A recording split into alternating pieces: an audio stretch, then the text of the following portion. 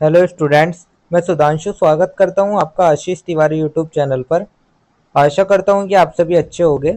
मैं इस चैनल के माध्यम से आप सभी के लिए लेकर आया हूं एक वीडियो लेक्चर सीरीज जो बेस है बीए ऑनर्स पॉलिटिकल साइंस और बीए प्रोग्राम के थर्ड सेमेस्टर की ancient and medieval in Indian political thought, प्राचीन और मध्यकालीन भारतीय राजनीतिक विचार नाम की एक इम्पोर्टेंट किताब पर, जो कि आपका बीए ऑनर्स पॉलिटिकल साइंस का डीएससी 8 का और बीए प्रोग्राम का डीएससी 5 का माइनर पेपर का सब्जेक्ट है। तो अगर आप ड्यू, सोल, रेगुलर या किसी और यूनिवर्सिटी से ये सब्जेक्ट पढ़ रहे हैं तो ये सीरीज आपके लिए बहुत ही उपयोगी होने वाली है।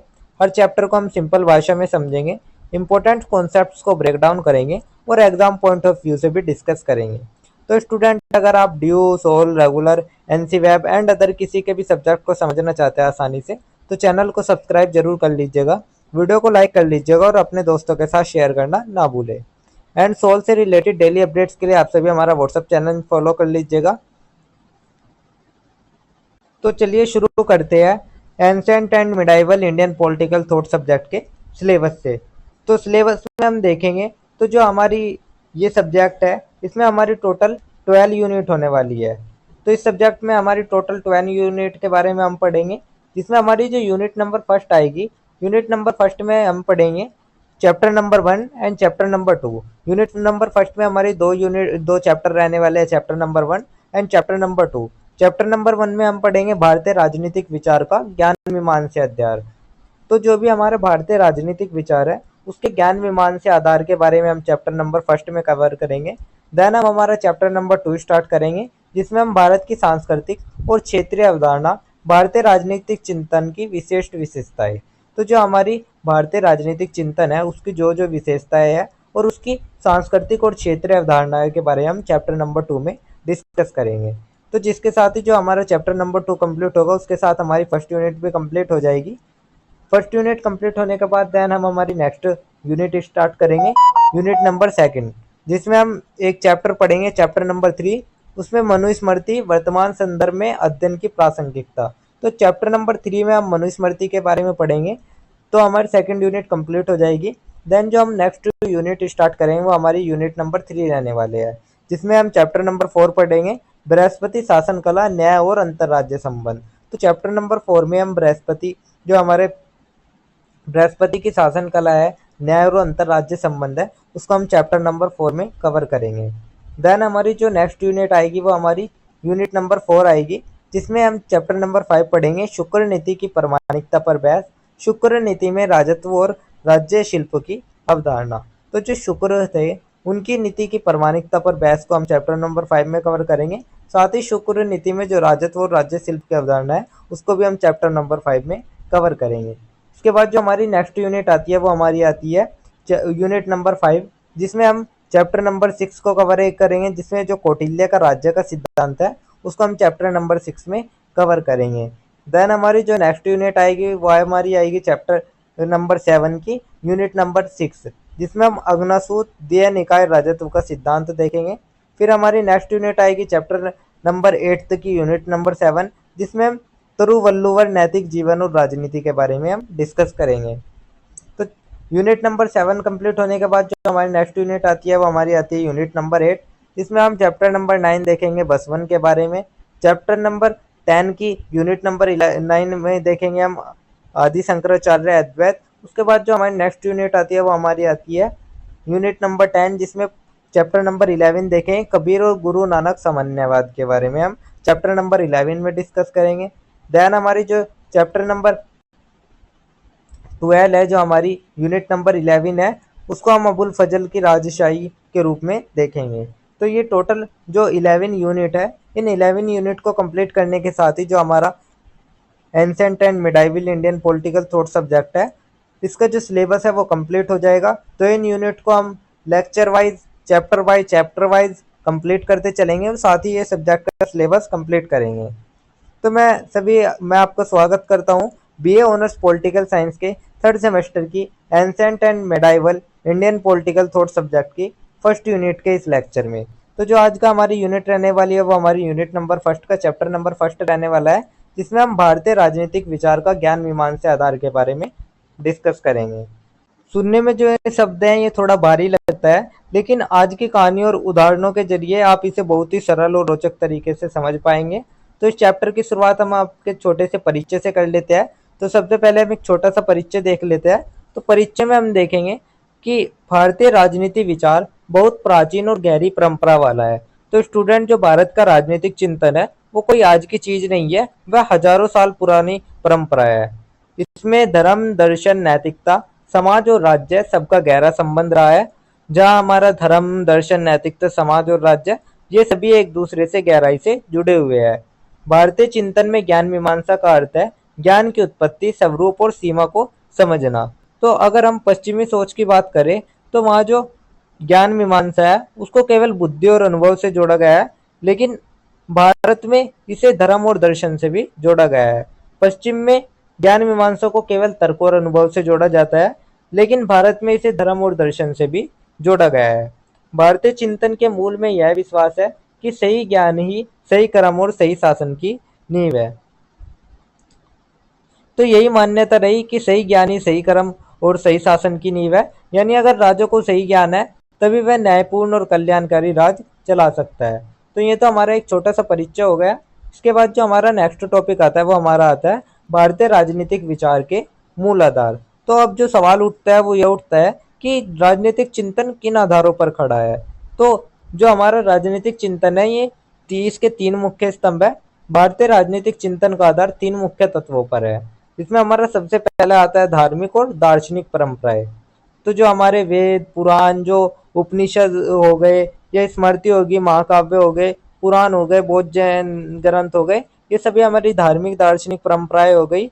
जैसे कि वेद हो गए, पुराण हो गए। सेकंड जो हमारा आता है वो हमारा आता है सामाजिक संरचना, जिसमें वर्ण व्यवस्था, आश्रम व्यवस्था, धर्म का सामाजिक जीवन में महत्व। तो जो वर्ण व्यवस्था, आश्रम व्यवस्था और समाज में धर्म की भूमिका है, वो सभी हमारी सामाजिक संरचना में आता है। नेक्स्ट जो हमारा आता है वो हमारा आता है राजनीतिक अनुभव, जिसमें प्राचीन महाजनपद, मौर्य, गुप्त, मगध जैसे राज्यों की शासन व्यवस्था आती है। तो जो महाजनपद है उनसे लेकर मौर्य और गुप्त साम्राज्य तक के शासन की व्यवस्थाएं राजनीतिक अनुभव में हम देखते हैं। तो ये हमारे भारतीय राजनीतिक चिंतन के मूल आधार थे। इसके बाद जो हमारा नेक्स्ट टॉपिक आता है वो इन्हीं आधारों की कुछ विशेषताएं आती है। तो विशेषता में हम देखेंगे राजनीति को नैतिकता और धर्म से अलग नहीं माना गया है।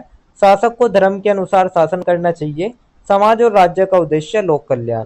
तो जो ये आधार है, इनसे हमें एक बात तो साफ पता चलती है कि भारत में राजनीति को केवल सत्ता का खेल नहीं माना गया है, बल्कि उसे धर्म और नैतिकता से जोड़कर भी देखा गया है। तो राज्य को धर्म पालक कहा गया है और राज्य का उद्देश्य हमेशा लोक कल्याण माना गया है।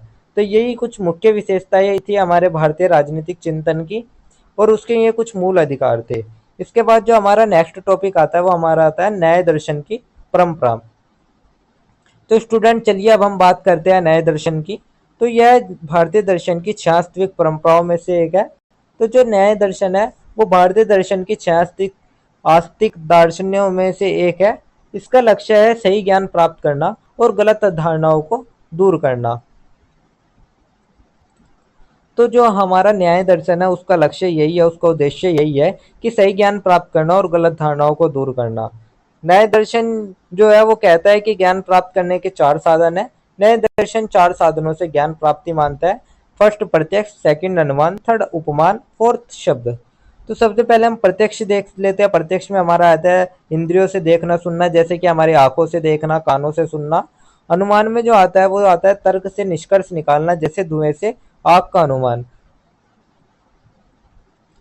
उपमान जो आता है उसमें समानता से पहचानना आता है, और जो शब्द आता है उसमें किसी विश्वसनीय व्यक्ति या शस्त्र का कथन आता है।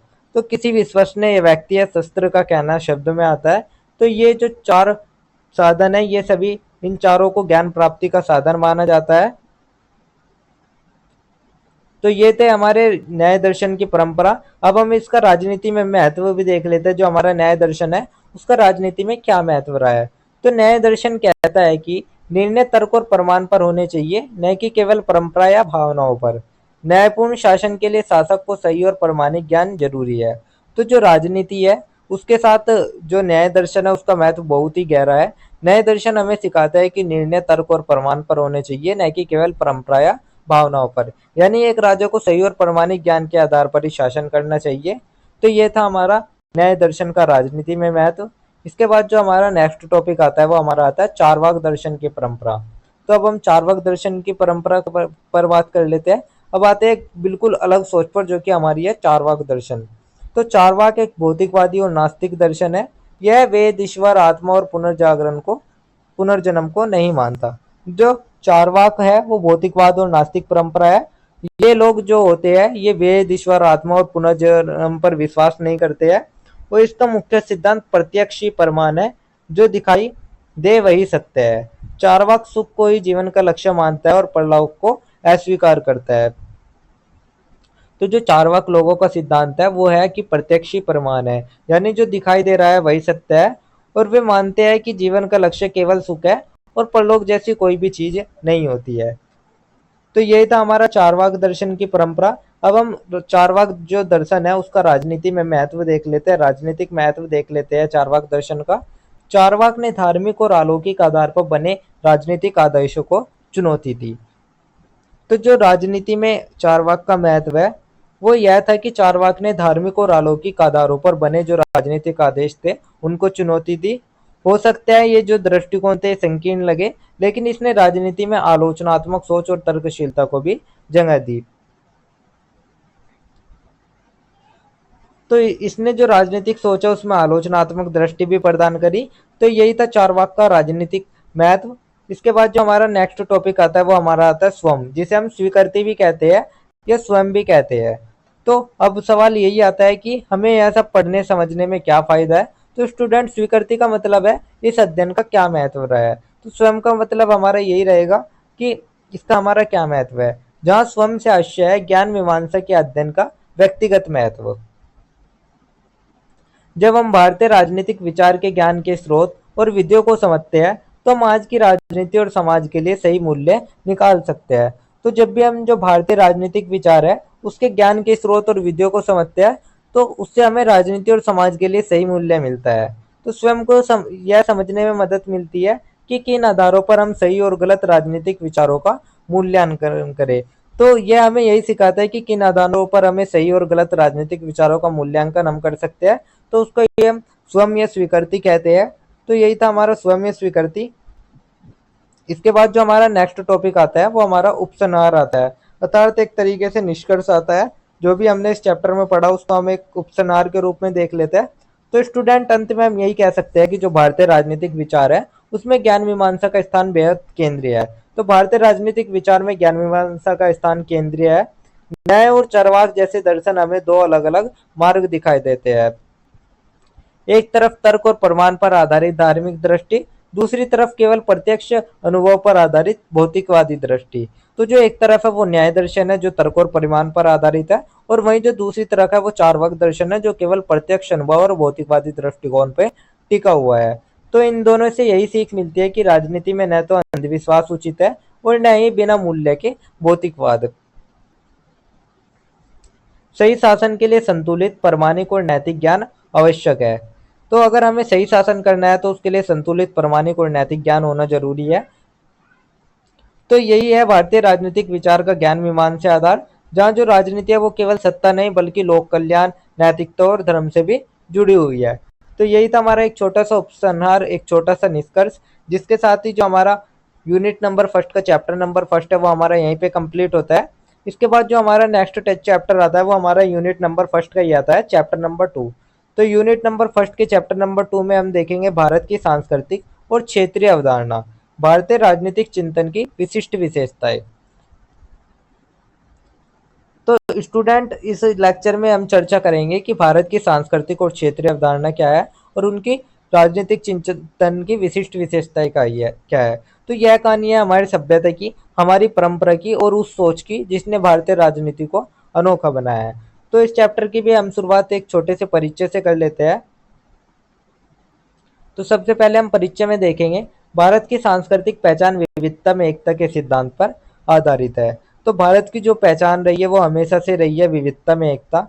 यहाँ अलग अलग भाषाएं, धर्म, जाति और परंपराएं होते हुए भी एक साझा सांस्कृतिक आधार है। तो यहाँ हमारी अलग अलग भाषाएं, धर्म और जातियाँ रही है, लेकिन फिर भी एक साझा संस्कृति धागा हम सबको जोड़े रखती है। भारतीय राजनीतिक चिंतन की जड़ें प्राचीन धार्मिक, दार्शनिक और सामाजिक संरचनाओं में है। तो जो भारतीय राजनीतिक चिंतन की जड़ें है, वे प्राचीन धार्मिक, दार्शनिक और सामाजिक संरचनाओं में गहराई तक बैठी हुई है। भारतीय परंपरा में राजनीति को नैतिकता और धर्म से जोड़ा गया है, न कि केवल सत्ता प्राप्ति के साधन के रूप में देखा गया है। तो जो भारत में राजनीति है, उसको केवल सत्ता प्राप्त करने का साधन नहीं माना गया है, बल्कि इसे हमेशा नैतिकता और धर्म से भी जोड़ा गया है। तो यही था हमारा एक छोटा सा परिचय। परिचय के बाद जो हमारा नेक्स्ट टॉपिक आता है, वो हमारा आता है वैदिक काल में धर्म की अवधारणा। तो जो हमारा धर्म है, उसको वैदिक काल में उसकी क्या अवधारणा थी, उसको हम देख लेते हैं। तो स्टूडेंट जरा सोचिए, 1500 ईसा पूर्व का वैदिक काल, गांव में हवन हो रहे हैं, ऋषि मंत्र गा रहे हैं और समाज धर्म पर आधारित नियमों से चल रहा है। तो उस समय जो धर्म का मतलब था, वो नैतिक कर्तव्य था। तो वैदिक युग 1500 से 1600 ईसा पूर्व में धर्म जीवन के सभी पहलुओं का मार्गदर्शक था। धर्म का अर्थ है नैतिक कर्तव्य या समाज और व्यक्ति को संभालने वाला नियम। तो जो धर्म है, वो उसका अर्थ होता है नैतिक कर्तव्य या फिर एक ऐसा नियम जो समाज और व्यक्ति दोनों को संभालता था। चारों वर्ण ब्राह्मण, क्षत्रिय, वैश्य, शूद्र और चार आश्रम ब्रह्मचार्य, गृहस्थ, वानप्रस्थ, संन्यास, सबका पालन धर्म से तय होता था। तो जो हमारे चारों वर्ण और चारों आश्रम थे, इन सभी का पालन धर्म के आधार पर होता था। राजनीति में राजा को धर्म पालक माना गया। उसका कर्तव्य था राज्य की रक्षा, प्रजा की रक्षा और न्याय देना। तो जो राजा है, उसको धर्म पालक कहा गया। उसका काम यही था कि प्रजा की रक्षा करे और उनको न्याय दे। यानी धर्म ही उस समय राजनीति और समाज दोनों की धुरी था।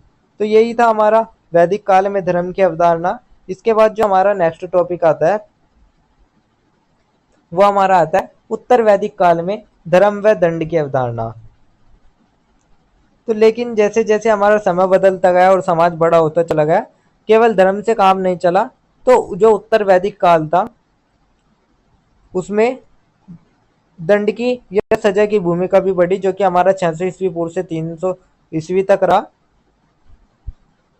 तो उस समय जो दंड थी, उसकी भूमिका बढ़ गई। मनु, याज्ञवल्क्य, कौटिल्य जैसे विचारकों ने कहा, धर्म पालन न करने वाले दंड वालों को दंड द्वारा नियंत्रित किया जाए। तो ये हमारे याज्ञवल्क्य जी है और ये हमारे कौटिल्य जी है। तो जो मनु, याज्ञवल्क्य और कौटिल्य जैसे जो विचारक है, उन्होंने कहा जो लोग धर्म का पालन नहीं करेंगे, उन्हें दंड से नियंत्रित करना होगा। तो यहाँ धर्म से मतलब है नैतिक और सामाजिक नियम, दंड उसे लागू करने का साधन। कौटिल्य ने स्पष्ट कहा, बिना दंड के समाज अराजक हो जाएगा। तो धर्म को जो मतलब है, वो नैतिक और सामाजिक नियम हो गया, और जो दंड है, वो उसे लागू करने का एक साधन है। और साथ ही कौटिल्य जो थे, उन्होंने साफ कहा, बिना दंड के समाज अराजक हो जाएगा। तो इससे हमें समझ आता है कि राज्य और राजनीति में केवल उपदेश ही नहीं, बल्कि कठोर कानून और दंड की जरूरत भी होती है। तो यही थे हमारा उत्तर वैदिक काल में धर्म व दंड की अवधारणा। इसके बाद जो हमारा नेक्स्ट टॉपिक आता है, वो हमारा आता है राज्य व राजनीति के संदर्भ में धर्मशास्त्र। तो अब हम आते हैं धर्मशास्त्रों की ओर। ये स्मृति और शास्त्रों से संहिताबद्ध नियम और व्यवस्थाएं थी। धर्मशास्त्र स्मृति और शास्त्रों से संहिताबद्ध नियम और व्यवस्थाएं है। इनका उद्देश्य था शासक और प्रजा दोनों के आचरण को नियंत्रित करना। तो जो इनका उद्देश्य था, वो यही था कि राजा और प्रजा दोनों के आचरण को नियंत्रित किया जा सके। राजनीति में धर्मशास्त्र राजा को नैतिक मार्ग दिखाते थे। राजा का आचरण धर्म सम्मत होना चाहिए। न्याय, कर वसूलना, दंड देना सब धर्म के अनुरूप होना चाहिए। तो जो राजा का आचरण होता था, वो धर्म सम्मत होना चाहिए था। कर वसूली, न्याय और दंड सब धर्म के अनुरूप होना जरूरी था। यानी जो धर्मशास्त्र है, वो राजनीति के लिए एक नैतिक मार्गदर्शक की तरह होते थे। तो ये था हमारा राज्य व राजनीति के संदर्भ में धर्मशास्त्र। इसके बाद जो हमारा नेक्स्ट टॉपिक आता है, वो हमारा आता है भारतीय राजनीतिक परंपराओं में चारवाक दर्शन का योगदान। तो जो अभी हमने चारवाक दर्शन देखा था, उसका भारतीय राजनीतिक परंपराओं में क्या योगदान रहा, उसको हम देख लेते हैं। तो स्टूडेंट, जो भारत की परंपरा है, उसमें केवल धर्म पर आधारित सोच ही नहीं रही है। चारवाक दर्शन ने भी एक अलग दृष्टिकोण दिया है। तो चारवाक ने धर्म और परलोक को नकारा, प्रत्यक्ष अनुभव को ही ज्ञान का आधार माना। तो जो चारवाक थे, उन्होंने धर्म और परलोक को हटाकर कहा कि प्रत्यक्ष अनुभव ही ज्ञान है। इस दृष्टिकोण ने धार्मिक आधारित राजनीतिक विचार को चुनौती दी। राजनीति सोच में आलोचनात्मक दृष्टि और तर्कशीलता को बढ़ावा दिया। तो जो ये दृष्टिकोण था, जो चारवाक दृष्टिकोण था, इसने धार्मिक आधार पर बनी राजनीतिक व्यवस्थाओं को चुनौती मिली और हो सकता है कि जो चारवाक का नजरिया वो भौतिकवादी और सीमित लगे, लेकिन इसे राजनीति को दिया आलोचनात्मक दृष्टि और तर्कशीलता। तो इसने सिखाया कि हर राजनीतिक आदेश को अंधविश्वास की जगह सवाल और प्रमाण के आधार पर देखना चाहिए। शासन व्यवस्था को यथार्थवादी दृष्टिकोण से देखने की इसने प्रेरणा दी। तो यही था हमारा भारतीय राजनीतिक परंपराओं में जो चारवाक दर्शन था उसका योगदान। इसके बाद जो हमारा नेक्स्ट टॉपिक आता है वो हमारा आता है भारत में इस्लामी राजनीतिक परंपरा। तो भारत की कहानी केवल हिंदू धर्म और दर्शन तक सीमित ही नहीं रही है। 12वीं सदी से भारत में इस्लामी शासन के साथ नई राजनीतिक परंपराएं भी आई। तो जो 12वीं सदी था उससे भारत में इस्लामी शासन आया और साथ आई एक नई राजनीतिक परंपराएं। इस्लामी राजनीति कुरान, हदीस और शरीयत पर आधारित रही। इसमें न्याय, समानता और शासक की जिम्मेदारी पर जोर था। तो जो इस्लामी राजनीति थी वो कुरान, हदीस और शरीयत पर आधारित होती थी और इसमें न्याय, समानता और शासक की जिम्मेदारी पर जोर दिया जाता था। सुल्तान को ईश्वर का प्रतिनिधि माना गया, लेकिन शासन का उद्देश्य लोक कल्याण भी था। तो जो ईश्वर का प्रतिनिधि था उसको वो सुल्तान माना जाता था, लेकिन इसका भी उद्देश्य जो था वो सत्ता नहीं बल्कि लोक कल्याण ही था।